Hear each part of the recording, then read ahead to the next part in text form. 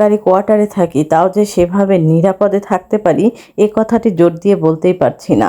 তাই তো আজকে আমাকে কাঁঠাল চুরি হওয়ার ভয়ে আমার গাছের সবগুলো কাঁঠালে আমাকে পেড়ে ফেলতে হলো। তো কেন পেড়ে ফেলতে হলো সবগুলো কাঁঠাল, আর আজকে কি কি রান্না করেছিলাম সকাল থেকে দুপুর পর্যন্ত সব কিছু নিয়ে আজকে থাকছে আমার ব্লগ ভিডিওটি। এই মুহূর্তে যারা আমার ভিডিওটি দেখছেন, আশা রাখছি আল্লাহর অশেষ রহমতে সবাই ভালো আছেন, সুস্থ আছেন, আর পুরো ভিডিওটি জুড়ে আমার সাথেই থাকবেন এটাই আশা রাখছি। তো এই তো সকালবেলায় ঘুম থেকে উঠে নাস্তা তৈরি করতে চলে এসেছি, আর আমার হেল্পিং হ্যান্ড খালা তো আমাকে অনেকগুলো রুটি তৈরি করে দিয়েছে। তো কিছু রুটি আমি মানে হালকা তাপ দিয়ে রেখে দিলাম, যে পরবর্তীতে মানে আগামী 2 দিন যেন আমার চলে যায়।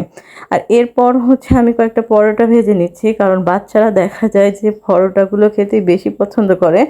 মানে মাঝে মাঝে তো এমন হয় রুটিকেই আমি তেল দিয়ে ভেজে পরোটা তৈরি করি।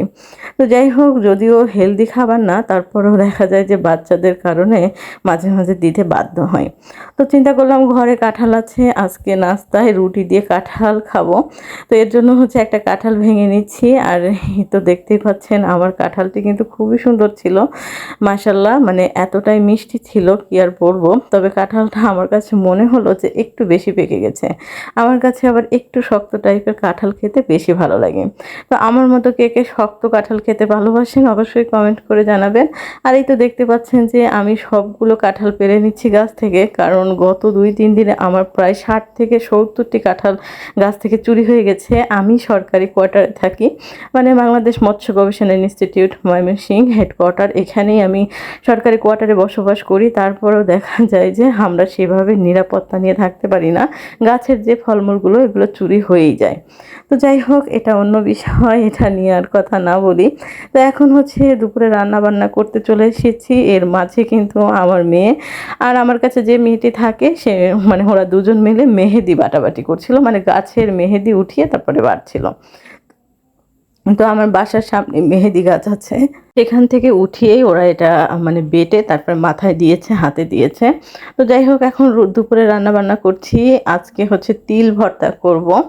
তো তিল মানে তিলটা কালো জিরা তিল, এই ভর্তাগুলো হচ্ছে আমার কাছে খুবই ভালো লাগে। তো আমি একটু মোটা করে পেঁয়াজ আর রসুনটা কেটে নিয়েছি, আর আস্ত কাঁচামরিচ দিয়েছি। তো তারপর হচ্ছে এটাকে একটু মানে কি বলে একেবারে এই ব্রাউন কালার করিনি, একটু সিদ্ধ হয়ে এসেছে আর একটু পোড়া পোড়া দাগ লেগেছে, এই অবস্থায় আমি নামিয়ে নিয়েছি।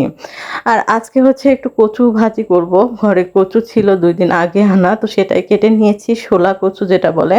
আর এই কচু ভাজিটা যে কি মজা হয়েছিল কি আর বলবো, মানে একদমই সাধারণ খাবার, কিন্তু গরম ভাতের সাথে খেতে যে কি মজা হয়। তো যাই হোক, এই তো আমার কচু ভাজিটাও হয়ে গেছে, এখন হচ্ছে নামিয়ে নিব, তারপর আমি হচ্ছে তিল ভর্তা করে নিব।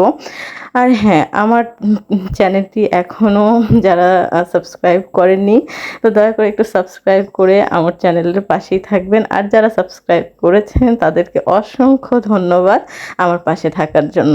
আপনাদের ভালো ভালো কমেন্ট বা আপনারা যদি আমার পাশে থাকেন অনেক বেশি খুশি হব। তো এই তো আমি হচ্ছে খুব সুন্দর করে তিল ভর্তাটা করে নিয়েছি। আর আমার কিন্তু বাংলাদেশি মম রুকসানা নামের একটা ফেসবুক পেজও আছে, আপনারা চাইলে আমার পেজটিকে একটা ফলো দিয়ে আসতে পারেন। তো আমার ভিডিওটা আপনাদের কাছে কেমন লাগে অবশ্যই কমেন্ট করে জানাবেন। তো আজকের মতো বিদায় নিয়ে নিব, কথা হবে আগামী কোনো ভিডিওতে। সবাই ভালো থাকবেন, আল্লাহ হাফেজ।